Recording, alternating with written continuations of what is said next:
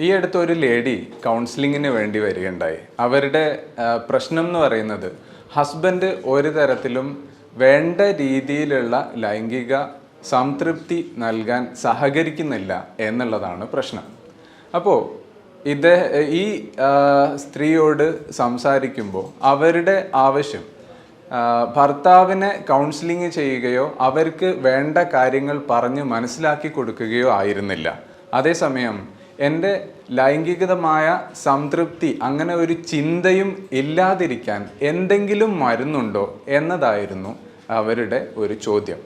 അത്രത്തോളം കുടുംബത്തിൽ അല്ലെങ്കിൽ ഈ ഒരു ബന്ധത്തിൽ സെക്ഷുവാലിറ്റിയിൽ ഒരു പ്രതീക്ഷയുമില്ലാത്ത ഒരവസ്ഥയിലേക്ക് ആ സ്ത്രീ എത്തിയിട്ടുണ്ട് എന്നാണ് നമ്മൾ മനസ്സിലാക്കേണ്ടത്. ഇവിടെ ഒരു സ്ത്രീക്കോ പുരുഷനോ എന്ന് മാത്രമൊന്നുമില്ല ഈ ഒരു സെക്ഷുവൽ ആയിട്ടുള്ള സംതൃപ്തി. രണ്ടു പേർക്കും അനിവാര്യമാണ്. അത് വേണ്ട രീതിയിൽ ലഭിക്കാതിരിക്കുമ്പോൾ പലപ്പോഴും കുടുംബ ബന്ധത്തിൽ പ്രശ്നങ്ങൾ ഉണ്ടാവുകയും ചെയ്യും. പ്രത്യേകിച്ചും എടുത്തു പറയേണ്ട ഒരു കാര്യമാണ് പുരുഷന്മാരുടെ സെക്ഷുവാലിറ്റി നീഡ് എന്ന് പറയുന്നത്. ഈ ഒരു സെക്ഷുവൽ റിജക്ഷൻ എന്നൊരു ഫീലിംഗ് തന്നെ പുരുഷന്മാർക്ക് ഉണ്ട് എന്നുള്ളതാണ് നമ്മൾ മനസ്സിലാക്കേണ്ട ഒരു കാര്യം. സ്ത്രീകൾക്ക് വേണ്ട രീതിയിലുള്ള ഒരു സെക്ഷുവൽ സാറ്റിസ്ഫാക്ഷൻ ലഭിക്കുകയും അല്ലെങ്കിൽ സെക്ഷുവൽ ഇൻ്റർകോഴ്സിനുള്ള ഒരു താല്പര്യമൊക്കെ വരാൻ പലപ്പോഴും ഇൻസ്റ്റൻ്റ് ആയിട്ട് ഉണ്ടായിക്കൊള്ളണമെന്നില്ല. പുരുഷനും സ്ത്രീയും തമ്മിലുള്ള ഒരു ഡിഫറൻസ് എന്ന് പറയുന്നത് തന്നെ പലപ്പോഴും സൂര്യനും ചന്ദ്രനും പോലെയൊക്കെയാണ് എന്ന് പറയാറുണ്ട്. അതായത് പുരുഷൻ സൂര്യനെ പോലെയാണ്, പുരുഷൻ സൂര്യനെ പോലെയാണ്, അതേസമയം സ്ത്രീ ചന്ദ്രനെ പോലെയാണ്. വൃദ്ധിക്ഷയങ്ങൾ ഉണ്ടാവും, ചിലപ്പോൾ അമാവാസ്യയായിരിക്കും, ചിലപ്പോൾ ഫുൾ മൂൺ ആയിരിക്കും. ഈ ഒരു വ്യത്യസ്തത ആണും പെണ്ണും തമ്മിലുണ്ട് എന്നുള്ളത് ഒരു യാഥാർത്ഥ്യമാണ്. പക്ഷെ പലപ്പോഴും പലരും അത് മനസ്സിലാക്കാറില്ല എന്നുള്ളതാണ്. ഒരു കുടുംബ ബന്ധം നന്നായി മുമ്പോട്ട് പോവാൻ ഇത് വളരെ അത്യന്താപേക്ഷിതമാണ്. നമ്മളത് മനസ്സിലാക്കിയിരിക്കണം.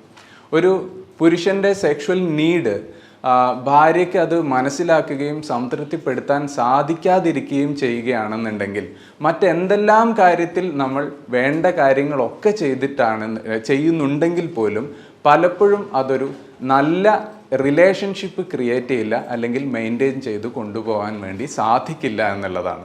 സെക്ഷുവൽ സാറ്റിസ്ഫാക്ഷനിലേക്ക് വരുമ്പോൾ മറ്റൊരു വ്യത്യസ്തത എന്ന് പറയുന്നത് സ്ത്രീകളെ സംബന്ധിച്ചിടത്തോളം കൂടുതലും അവർ ഒരു തുടക്കം എന്നുള്ള രീതിയിൽ അല്ലെങ്കിൽ ഏറ്റവും പ്രധാനമായ ഒരു ഘടകം എന്ന് പറയുന്നത് റൊമാൻസിങ് ആയിരിക്കാം.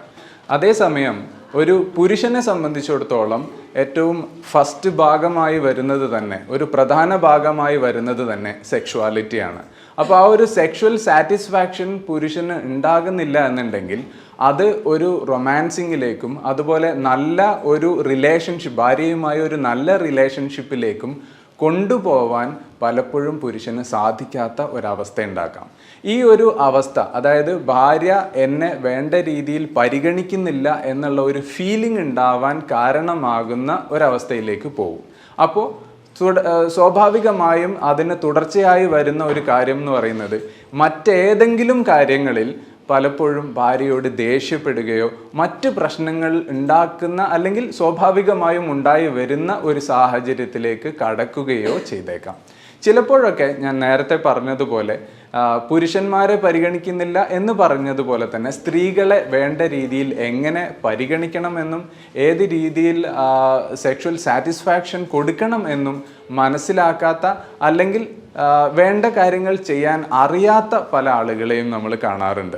ഇത്തരം ഒരു സാഹചര്യങ്ങൾ ഉണ്ടാകുമ്പോൾ, ഈ പറഞ്ഞ പ്രശ്നങ്ങളൊക്കെ ഉണ്ടാകുമ്പോൾ പലപ്പോഴും കുടുംബത്തെ ശിഥിലമാക്കുന്ന എക്സ്ട്രാ മാരിറ്റൽ റിലേഷൻഷിപ്പിലേക്കൊക്കെ പോകുന്ന ഒരു സാഹചര്യം നമ്മൾ എപ്പോഴും കാണാറുണ്ട്.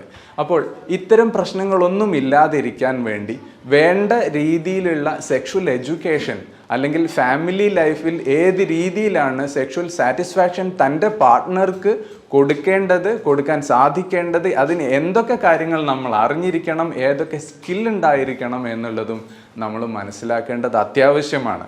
പലപ്പോഴും മുമ്പൊക്കെ ചില ആളുകൾ പറയുന്നത് കേട്ടിട്ടുണ്ട്, പോത്തുകൾക്ക് വരെ കുട്ടികൾ ഉണ്ടാവും, പിന്നെ ഇനിയിപ്പോൾ അതിന് വേണ്ടിയിട്ട് ഒരു ട്രെയിനിങ് എടുക്കേണ്ടതുണ്ടോ എന്ന് തമാശയായിട്ട് പറയുന്ന ഒരു സാഹചര്യം നമ്മൾ പലപ്പോഴും കേട്ടിട്ടുണ്ട്.